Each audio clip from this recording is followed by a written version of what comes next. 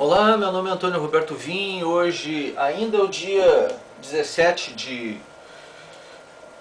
junho de 2016 e o que está acontecendo é o seguinte. Bom, faz algum tempo que eu não faço vídeos longos, né? Mas agora está entrando, já é sexta-feira, final de sexta-feira, está entrando final de semana. Eu vou fazer um vídeo um pouquinho mais longo explicando o cenário. Cenário é uma coisa que vocês gostam, mas não tem tempo para toda hora ficar assistindo, porque é um vídeo um pouquinho mais longo. Eu faço umas emendas de um vídeo no outro. Então quero ver se eu pego o atual cenário, né, da nossa política nacional. O que está acontecendo? Há pouco foi lançada uma nota do Estado do Rio de Janeiro, do governo do Estado do Rio de Janeiro, se colocando com... Olha, vejam bem a gravidade do assunto. Estado de calamidade. Calamidade. A coisa está nesse nível. Tá?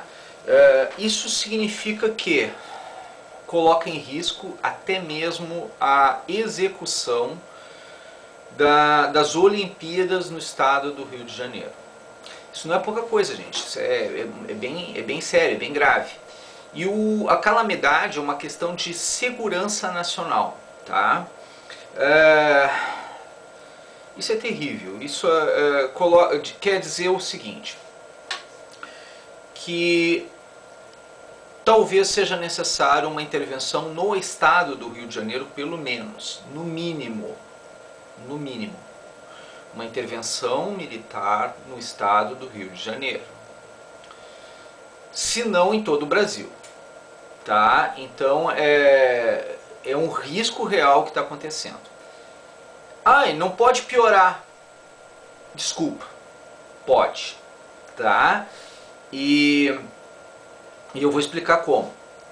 O Canal Rural, um canal específico, especializado na área de questões de sementes, de estoques de alimentos para o povo brasileiro, que acompanha todas as feiras, todos os eventos, que vive exclusivamente desse tipo de coisa,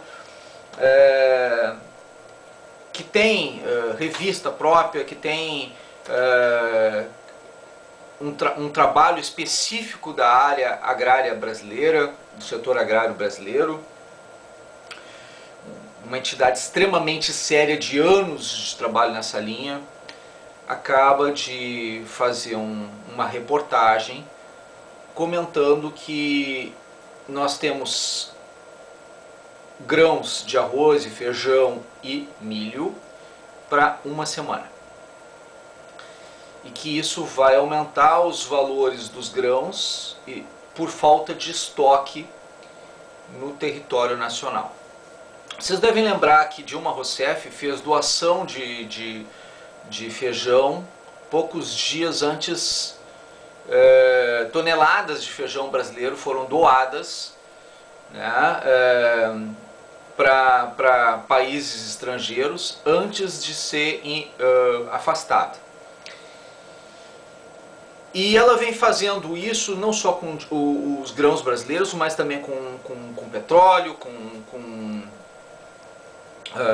todas as coisas que nós temos, né? Inclusive nosso dinheiro, até do Fundo de Garantia do Tempo de Serviço, que ela pegava e usava isso do BNDES para cobrir os rombos do BNDES. Então a situação hoje é um país falido, tá? Não sei qual é o senador que vai ter coragem de não mandar essa senhora para casa, né? No mínimo, porque o que a gente deveria fazer é já colocar ela e o Lula direto na cadeia. Ela, o Lula, todos os políticos do PT e todos os aliados do PT. Eles deveriam ser, no mínimo, perder o mandato imediatamente, tá? Ser enquadrados na Lei de Segurança Nacional, porque eles estão incitando a violência, incitando a guerra civil, promovendo o caos nacional, tá? E fazendo todo possível, inclusive a situação do Estado Islâmico que está aportando a CAR no Brasil, foi uma situação que Dilma Rousseff organizou através de PECs. Isso eu fiz uma denúncia num vídeo agora há pouco, onde algumas pessoas estão dizendo: ah, Antônio, é um rapaz apenas, não é, ele é até brasileiro.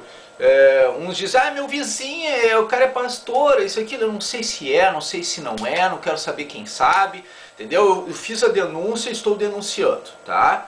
Porque o que acontece? Não dá para brincar com esse tipo de coisa, tá? O Estado Islâmico recruta normalmente adolescentes para virar um homem-bomba, tá? E normalmente são adolescentes que sofrem bullying, pessoas que estão meio deslocadas socialmente, elas entram para o Estado Islâmico e acabam se tornando marginal, como aconteceu em vários países do mundo, e como aconteceu com o nazismo, como está acontecendo com os jovens que estão sendo cooptados pelo PT, que estão sendo, a lavagem cerebral está sendo feita em cima deles. Eles estão invadindo escolas, eles estão agredindo professores. E por quê? Tudo por causa de um discurso de fanatismo, né? Onde eles acreditam realmente que o Brasil está sofrendo um golpe, quando na verdade nós, que somos um pouquinho mais antigos, sabemos que fomos enganados durante vários anos por um partido que se dizia ser de esquerda e que na verdade era nazismo. Era simplesmente poder pelo poder. Eles queriam chegar lá e fazer tudo isso. Aí, como o jovem não conhece nada de economia, não conhece nada do que está acontecendo em torno dele, eles acreditam no discurso e na lavagem cerebral. E o Estado Islâmico age da mesma maneira, do mesmo modo. Ele toma essa mesma atitude, essa mesma conduta. E esse risco é real, gente. Esse risco é sério. Então, o que está acontecendo? Nós temos agora o seguinte cenário, tá? Um cenário belicoso, tá? Onde nós temos a possibilidade de invasão estrangeira, tá? Através de uma série de PECs que foram criadas nos governos Dilma Rousseff. Essas PECs, uma delas, ela visava especificamente a questão de trazer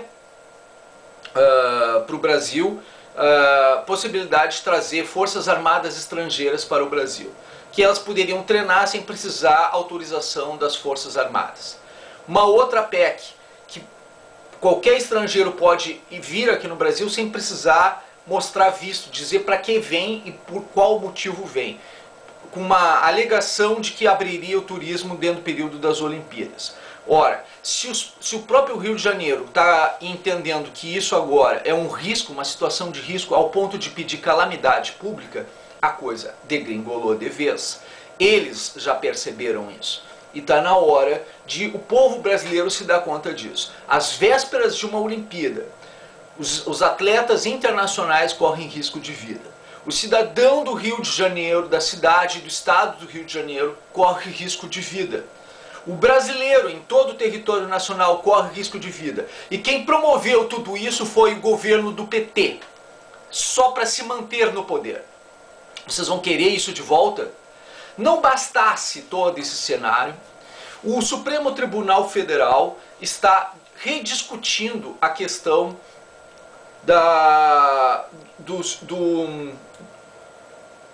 se vai ou não manter a questão da condenação em segunda instância. Isso vai ser discutido novamente no dia 22. Já era para ter sido causa vencida, mas dia 22 vai voltar à tona. E se nós não ficarmos atentos, isso volta também. Aí vem o Senado Federal também votando a questão da Dilma Rousseff e do presidente da Câmara, o Eduardo Cunha, né, no caso da Câmara Federal. Todo esse cenário é um cenário de crise, não é um cenário simpático, é um cenário de crise. As pessoas vão ficar sem comida, as pessoas vão ficar sem cultura, sem educação, sem nada, e sem dinheiro, e sem investimento para melhorar todo esse cenário internacional. O risco é um risco sério. O que está acontecendo com o Brasil nesse momento?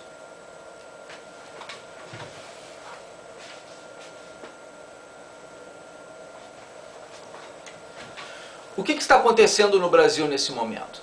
Está acontecendo uma série de situações que podem prejudicar o Brasil internacionalmente. Não só aqui no Brasil, mas fora do Brasil. O cenário, a imagem do Brasil é o cenário de uma pré-guerra, de uma invasão real, de uma agressão real.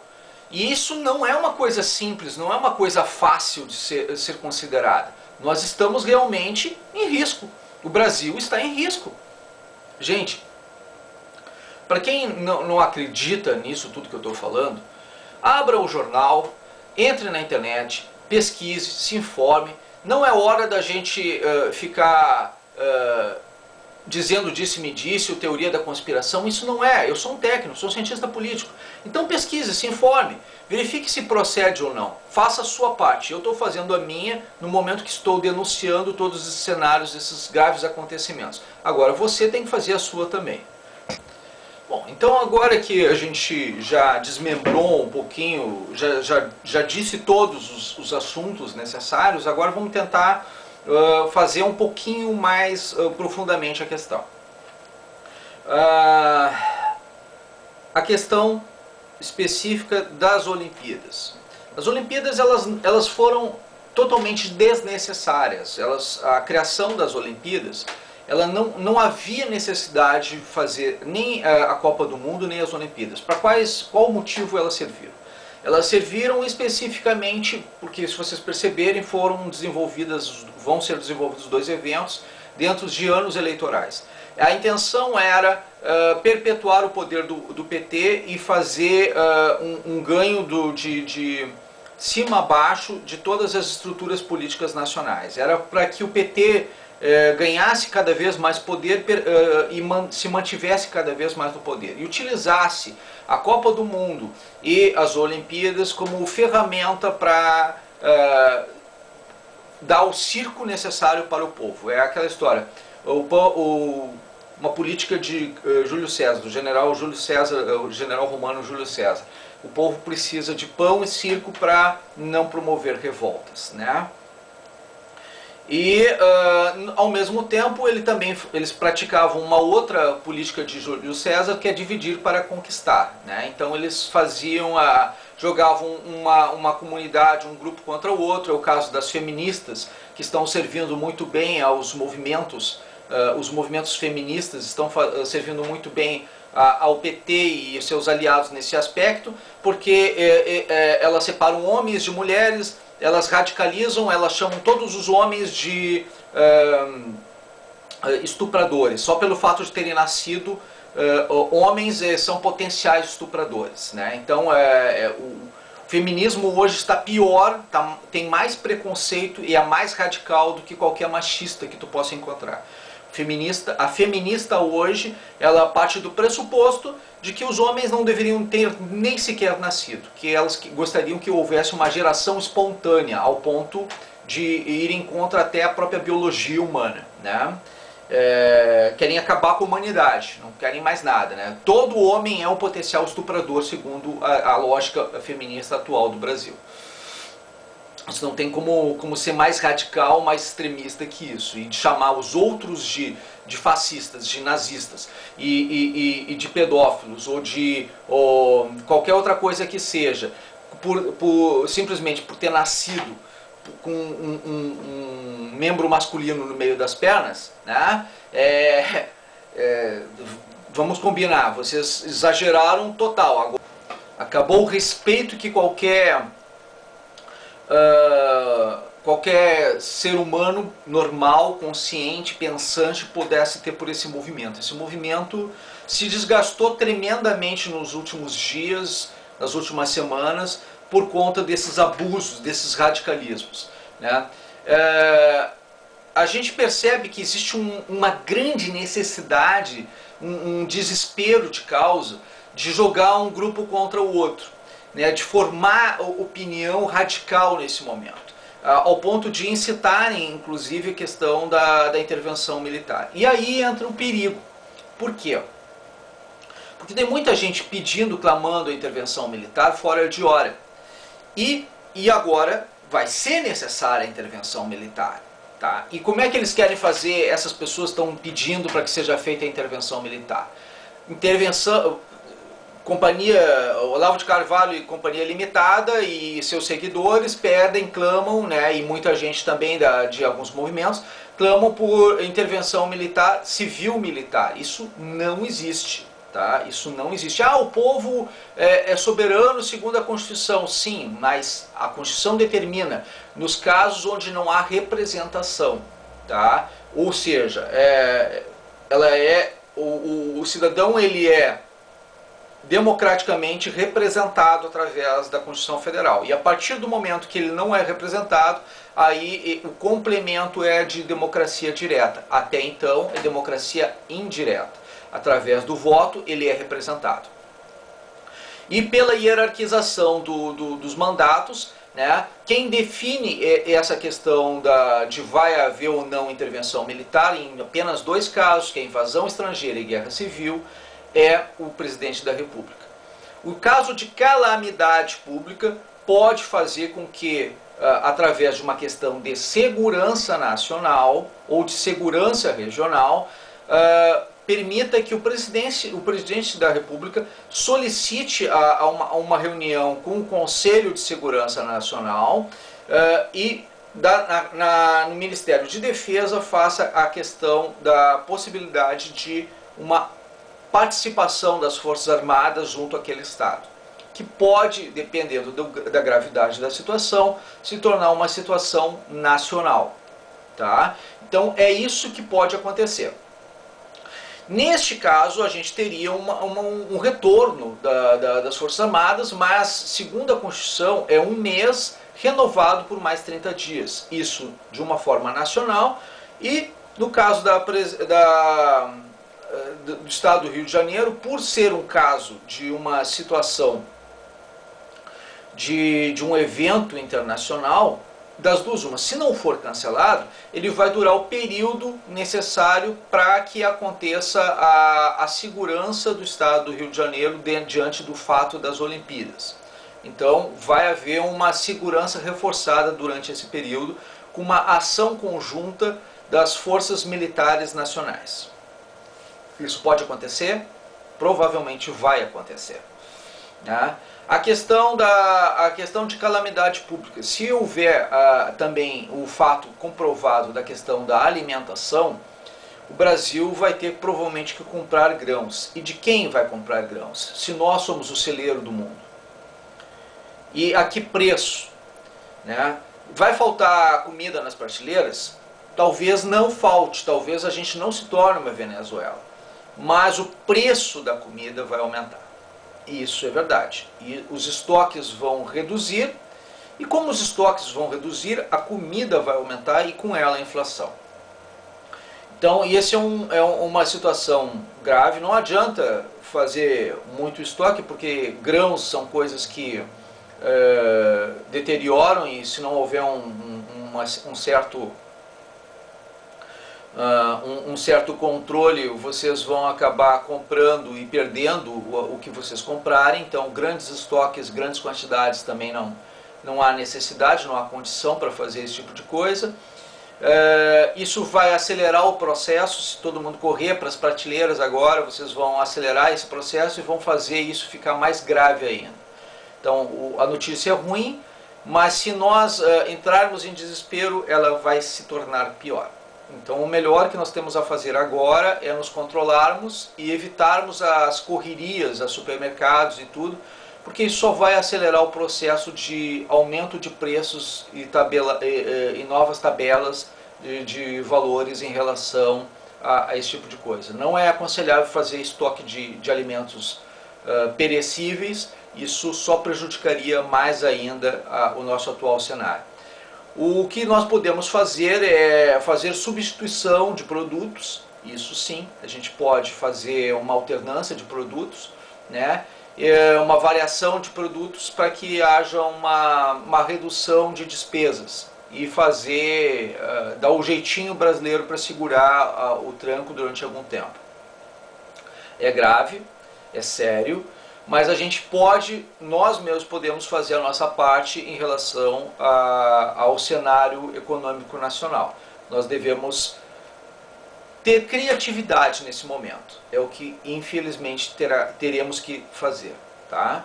Então esse é um dos pontos a serem feitos. O cenário de segurança nacional, ele tende a durar o tempo necessário no estado do Rio de Janeiro, né? E qualquer brincadeira que possa ser feita agora, que a gente não pode levar isso como brincadeira. Gente, qualquer manifestação, tá, em favor de movimentos de terrorismo internacional, isso não é hora de se brincar com uma coisa dessa. Se for verdade ou não, tem que ser denunciado. Tá? Por que tem que ser denunciado para a Polícia Federal, para a CNI, né, do investigação nacional de inteligência, né, do Comando Nacional de Inteligência? Por que vocês devem denunciar esse tipo de coisa? Porque muitas vezes aconteceram nos outros países onde não foram levadas a sério essas situações. Ah, não, era só um jovem, era só, ele era uma pessoa normal, ele era uma pessoa do bem, era uma pessoa legal, não tinha postura de que realmente fosse fazer isso. Ele realmente ele estava convertido ou estava pensando em se converter, mas foi durante pouco tempo o convívio que a gente percebeu. Ele era uma pessoa tímida, introspectiva, sofria bullying, coisa assim, mas não era uma pessoa do mal, era uma pessoa do bem, era quietinho, estava no canto dele, isso aqui. Gente, é assim que aconteceu, foi assim que aconteceu em todos os países onde aconteceram os atentados. Tá? Eles fazem a cooptação de jovens, de menores, de pessoas que estão deslocadas socialmente, né? E essas pessoas são induzidas ao erro. Eles são levados a uma lavagem cerebral tamanha que promove esse tipo de conduta por parte desses jovens, dessas pessoas. Então o risco é seríssimo, o risco é muito sério, né? E não denunciar é perigoso. Pior seria se vocês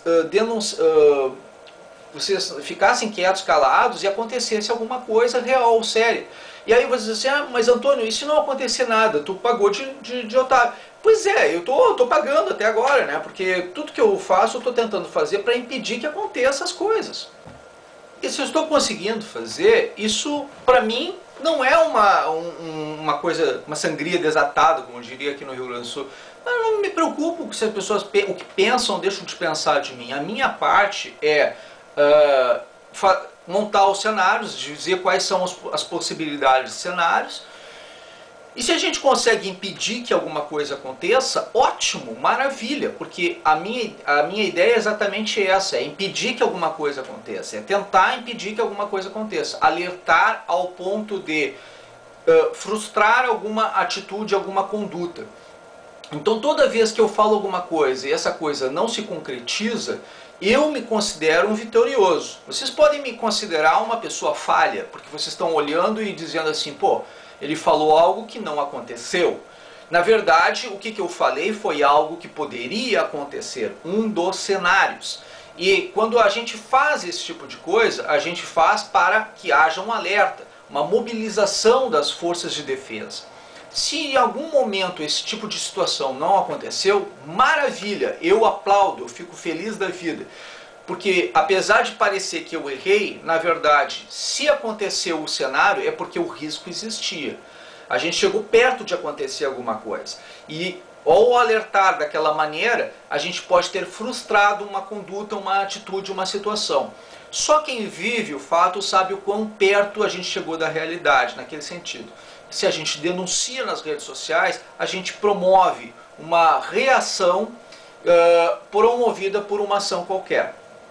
Isso pode frustrar uma série de posturas, que se nós ficássemos quietos, talvez a coisa acontecesse simplesmente. E vocês não iriam gostar do que ia acontecer, porque o risco Aconteceu, né?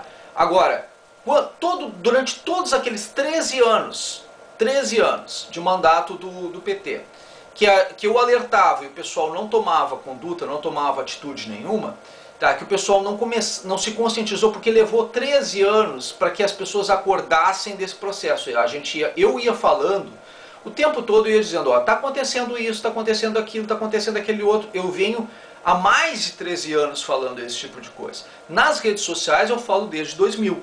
Tá? Desde 2000 eu entrei nas redes sociais, no antigo falecido Orkut, e lá eu fazia trabalho de conscientização social contra o voto nulo, contra o voto em branco, contra a abstenção, dos governos que estavam entrando, que estavam tomando determinadas condutas, que não estavam corretas.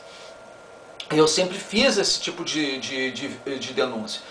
Vídeo denúncia eu comecei a fazer a questão de um pouco mais de um ano. Então não tem muito tempo que eu estou fazendo o meu canal do YouTube. Então agora vocês estão tendo essa ferramenta da minha parte. Mas até então eu fazia sempre textos, eu fazia comentários, eu estava nas redes sociais fazendo a minha parte, sempre estive. Né? Tanto que eu tenho homenagens, prêmios, alguma coisa a respeito disso. Provavelmente amanhã depois vou ganhar outros, também não me importo o que eu ganho, deixo de ganhar. Tem prêmios que eu deveria ter ganho, por exemplo, de combate contra o voto nulo, que eu acho justíssimo que alguém me homenageasse por isso, mas eu nunca vou ganhar. E sabe por que eu não vou ganhar? Porque nenhum político é louco de premiar alternância de poder. Simples assim, né? E as pessoas querem ter direito de ter preguiça, de não precisar levantar e votar. Só que acontece que se tu não vota, tu mantém no poder aquele que já está lá. Tá? Então esse tipo de coisa que eu sei que eu nunca vou ganhar homenagem nenhuma, porque as pessoas não querem se conscientizar a respeito desse tipo de coisa. Agora, coisas que eu achava que nem merecia, de repente estão me homenageando por aí. Né? E essa é a situação que acontece. As pessoas não acreditam no que poderiam acontecer, acreditam naquilo que não poderia acontecer, por exemplo, teorias das conspirações que estão sendo criadas por aí, né? E que as pessoas criam sensacionalismo, e quando chega, sabe aquela história, muita gente conhece, mas sempre pode ser que aconteça que alguém não conheça, né? A história do pastor que gritava, é o lobo, é o lobo, é o lobo, né? E aí chegavam os caçadores para ver o lobo, e estava lá o pastorzinho atrás de uma moita rindo da cara deles, né? Fazendo eles de trouxa.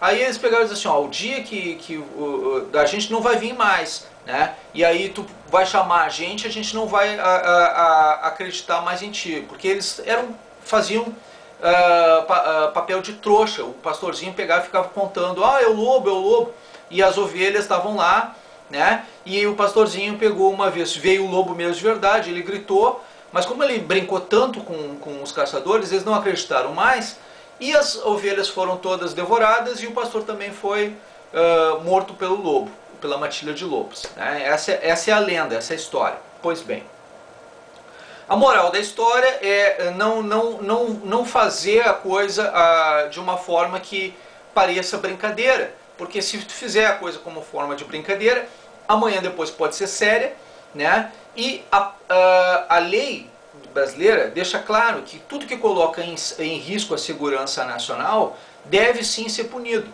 Tá? Então, neste caso desse rapaz, independente se ele agiu em tom de brincadeira ou não, ele deve ser responsabilizado, porque ele está colocando nas redes sociais uma frase e um comentário de como se fosse favorável ao movimento Estado Islâmico. E isso é um risco. Isso é um cenário de risco. Isso dentro do atual cenário que nós estamos vivendo, onde nós estamos sofrendo ameaças de invasão estrangeira por forças internacionais, ameaças internas por parte de movimentos ligados ao Partido dos Trabalhadores, que estão fazendo invasão em escolas públicas,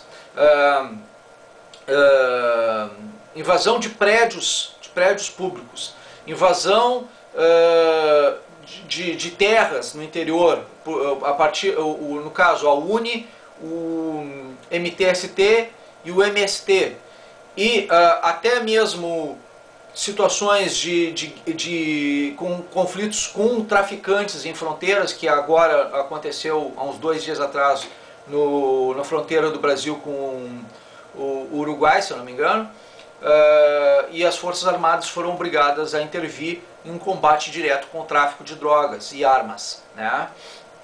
Então a coisa é perigosa. E aí a gente vê todos esses cenários, né? Pessoas do Morro do Rio de Janeiro dizendo: se vocês mexerem na Dilma, mexerem com o Lula, vocês estão mexendo com a gente. O tráfico dizendo isso, indo para as redes sociais e fazendo vídeos a esse respeito, né? E tudo isso, mostrando facão, mostrando arma, né? Dizendo que o morro, o tráfico, eles estão do lado do governo anterior, né?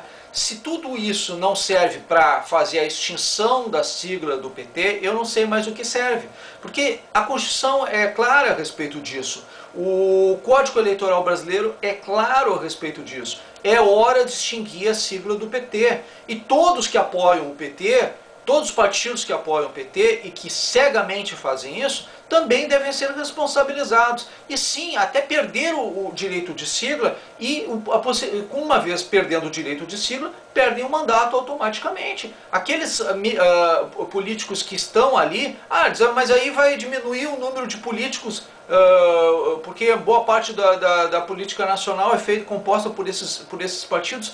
Extingue-se esses partidos, extingue-se esses mandatos, e administra-se da forma com a quantidade de políticos que tem ali. Se houver partidos que estejam na coligação que não pertençam a essas siglas, eles podem ascender ao poder. Se não houver, permaneça daquele jeito até o retorno do próximo mandato nesse aspecto. Seja prefeitura, no caso da Câmara, seja no caso de câmaras municipais, assembleias estaduais, deputados federais, senadores, não importa.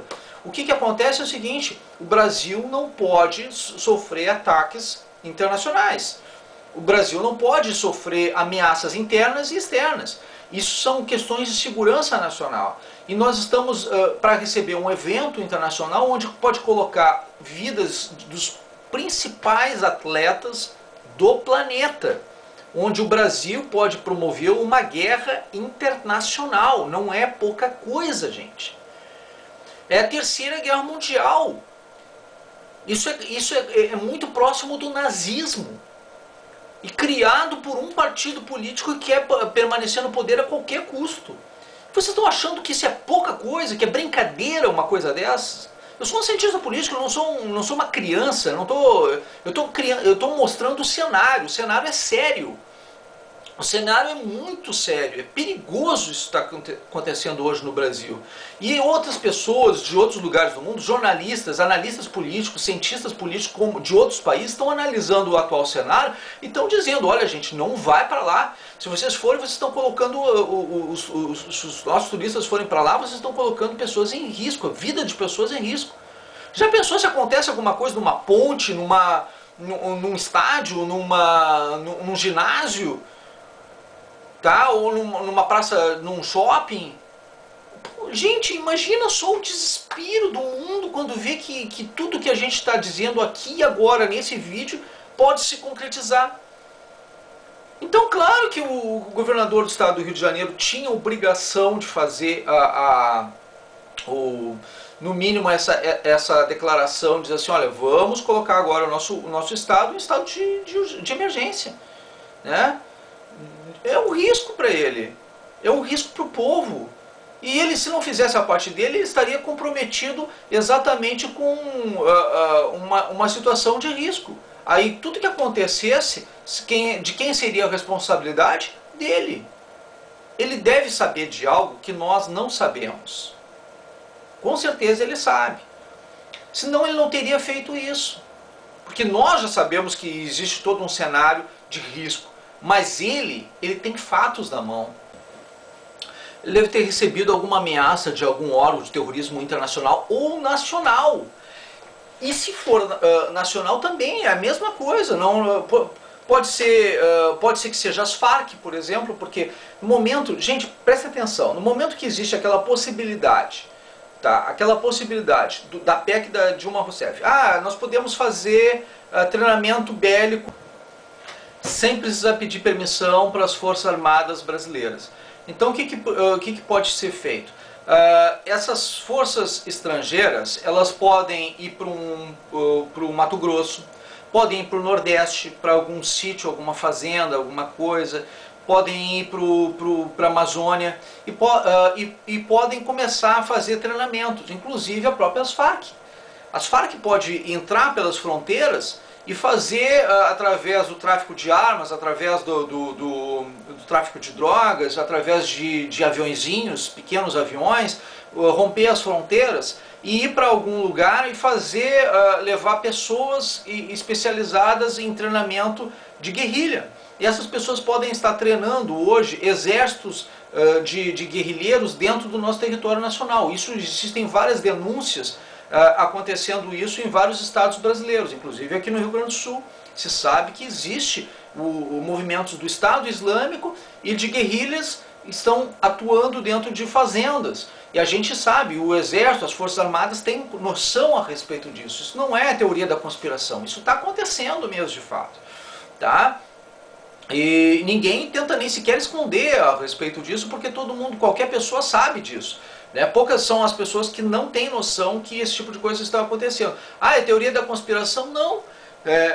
Esse caso não é especificamente teoria da conspiração, porque eles não estão nem tentando esconder. Eles estão dizendo, olha, nós estamos fazendo isso sim, e é melhor vocês tomarem cuidado, porque nós vamos revidar ao golpe de vocês. Eles chamam o que nós estamos fazendo em tentativa de manter oxigenação de poder, alternância de poder, eles chamam isso de golpe, porque golpe para eles não é permanecer 13 anos ininterruptos no poder. Não, isso não, para eles não é golpe. Né? A possibilidade de utilizar a máquina pública para permanecer indefinidamente no poder, isso para eles não é golpe. Golpe para eles é alternar o poder, oxigenar o poder e combater a corrupção. E a gente percebe, se no momento que a gente está vendo que está faltando dinheiro até para comida, que está faltando comida, que não houve, durante 13 anos de um mesmo partido no poder, não houve a criação de uma situação de celeiros para um investimento na parte... Olha só o que... Gente, o Brasil, ele sempre foi conhecido como o celeiro do mundo, tá? É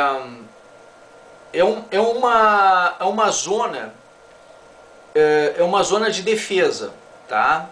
É uma zona de retaguarda, conhecida como zona de retaguarda, tá? Deixa eu explicar o que é zona de retaguarda. Tem um general, um coronel, general, não me lembro, está aposentado, e eu até curti o vídeo dele recentemente no meu Facebook, né? E ele fez um vídeo Brasil, zona de retaguarda. Vocês vão encontrar no YouTube, tá? Isso é muito interessante vocês assistirem. Por quê? Porque os Estados Unidos, ao final da Guerra Fria, fez uma série de discussões e dividiram o mundo em várias partes para evitar, fazendo um tratado de não guerra, tá?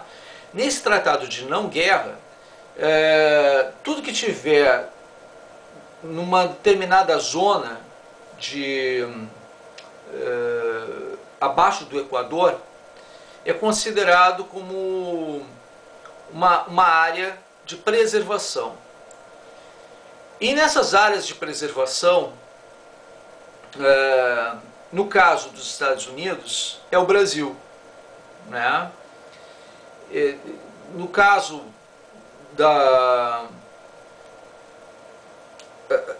de outros países, como a Rússia, não há a mesma situação para questões de alimentação. Então, o Brasil ele se torna, no caso de uma guerra internacional, ele se torna uma zona de extrema importância tá, para a questão de alimentação de todo o planeta.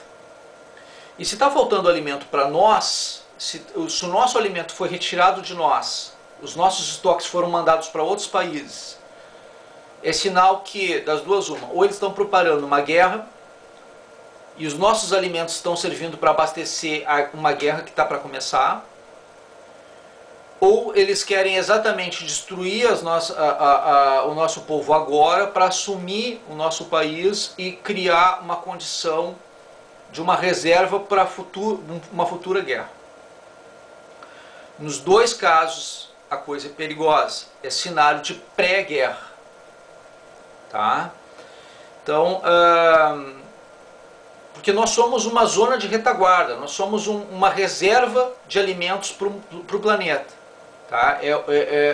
A gente pode querer indústria, a gente pode querer fazer produtos, desenvolver produtos e sair daqui com o produto já pronto e tudo, mas na verdade o cenário brasileiro nós temos uma condição climática apropriada para plantio. Então nós sempre seremos o celeiro do mundo. E em 13 anos não foi criado nenhum projeto para desenvolvimento de estoque alimentar. Vocês percebem que não houve nenhum projeto sequer, e isso quem for da área agrícola vai entender o que eu estou falando. Os silos, a proteção dos alimentos, a reserva alimentar brasileira, ela foi toda doada para outros países. Ora, se você tem uma zona de retaguarda, você tem que ter silos. Se você tem uma zona de retaguarda, você tem que ter estoque. Se você tem um país continental, você precisa alimentar esse país continental. E se você não faz isso, o que você está fazendo, na verdade, é colocando todo esse país em risco. E talvez até o mundo em risco. E é isso que está acontecendo hoje em relação ao atual governo. Nós estamos sendo colocados em risco por uma situação que foi criada no governo anterior, o governo Dilma Rousseff. E nos governos anteriores, tanto dela como do Luiz Inácio Lula da Silva. Eles colocaram o Brasil em uma situação de risco, de lesa pátria, eles lesaram a pátria. E isso é motivo suficiente para a extinção da sigla partidária deles. E de todos os aliados deles nesse aspecto. Todos que ainda o estão endossando, que ainda querem o retorno ao poder. Porque isso é o que se chama comumente de lesa pátria. Nós estamos colocando o nosso país e o mundo em risco. E não é pouca coisa, o cenário é seríssimo. Dizer que a coisa melhorou de um tempo para cá, não, ela só piorou. E as coisas só começaram a aparecer cada vez mais. A gravidade dos fatos foi tremenda. Tudo que nós tínhamos visto enquanto Dilma estava no poder era simplesmente a ponta do iceberg, aqueles 10% que ficam para fora. Os outros estão todo para baixo d'água. E a gente recém está começando a descobrir a situação. E é grave, é muito grave, é seríssimo. Então o cenário hoje ele é belicoso, ele é perigoso, ele é extremamente danoso ao povo brasileiro, ao ponto de um Estado se colocar em estado de emergência. Vocês estão se dando conta, agora com tudo isso que eu estou falando, talvez muita gente esteja com medo, esteja até a essa altura do campeonato, eu mesmo estou emocionado diante de todo esse cenário, porque é risco. Gente, é um cenário de risco. Se a gente não fizer a nossa parte, a gente vai estar colocando o país todo em risco. E a nossa parte agora é, sim, quando a gente vê alguma coisa, denunciar. Não importa se a gente acredita que aquilo vai ser uma brincadeira. É uma brincadeira de péssimo gosto, não é nem de mau gosto, é de péssimo gosto. Se é brincadeira, a pessoa tem que ser punida, tem que ser responsabilizada. Quando acontecem essas invasões, esses negócios, as pessoas também não podem apoiar. Greves, esses movimentos, essas coisas que forem para destruir as estruturas de governo, essas Agora a gente precisa ter paz, tranquilidade, evitar, não dar lastro para que esses grupos tenham controle sobre nós e sobre os nossos governos. Porque a gente precisa de democracia, a gente precisa de paz, é o que a gente precisa neste momento. Tudo que for promovido exatamente para promover violência, guerra e conflito, de uma pessoa contra outra, de um país contra o outro, de uma situação contra outra, essas pessoas devem ser criminalizadas, responsabilizadas, devem ser punidas. A lei deve permanecer. A ordem deve permanecer. Ordem e progresso, sim senhor, a gente precisa disso. O governo está certo no momento que trouxe à tona essa questão da nossa bandeira, porque é o que a gente precisa exatamente nesse momento. A gente precisa resgatar a ordem para poder ter progresso nesse país.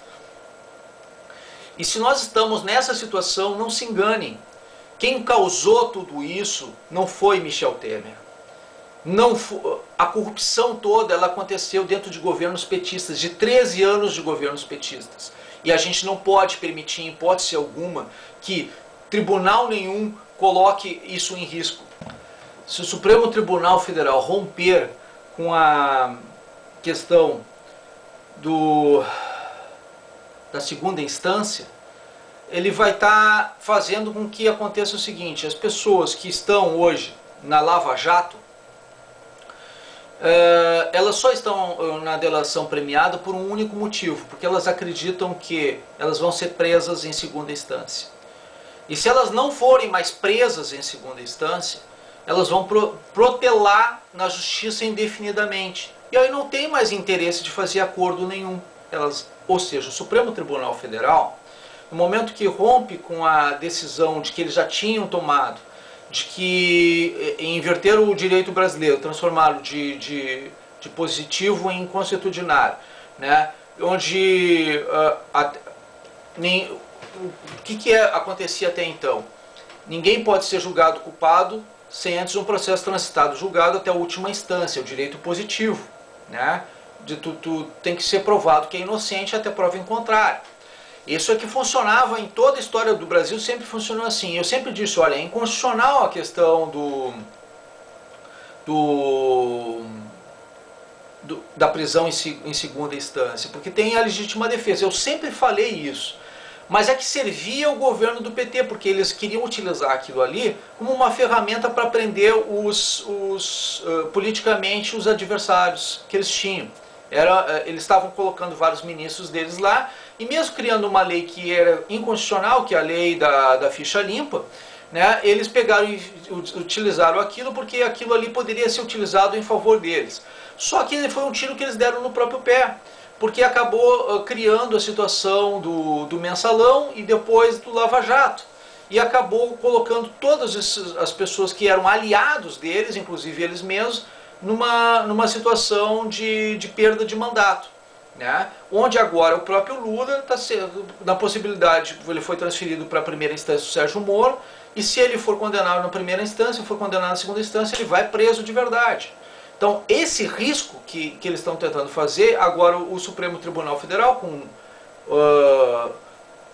a maioria dos ministros indicados pelo próprio PT, está querendo rediscutir essa questão. E se acontece isso de fato, o que vai acontecer? O povo vai se indignar, vai ir para as ruas, vai protestar e vai querer a tal da intervenção, a famosa intervenção. Porque não vai ter mais confiança no Legislativo, no Judiciário, nem sequer confia no Executivo, né? Porque o Michel Temer era vice da Dilma. Então, o que acontece hoje? O risco é real de guerra civil e intervenção, tá? Ou de invasão estrangeira e intervenção. A intervenção é uma questão de tempo, uma questão de se vai, não, é de quando vai acontecer. Então, o cenário brasileiro hoje não modificou. O pessoal diz, mas isso é tudo fantasia, Antônio, isso aqui. Não, gente, são cenários. Eu não estou dizendo que vai acontecer ou que quando vai acontecer. Eu não tenho bola de cristal. Eu estou dizendo que a possibilidade desses cenários acontecer existe, porque esses cenários existem. Deus queira que não aconteça e que eu esteja errado. Mas eu venho alertando isso há bastante tempo. Por quê? Porque o cenário não vem se modificando. E as coisas que vêm acontecendo vêm solidificando e corroborando com os argumentos que eu tenho utilizado. E isso não é bom.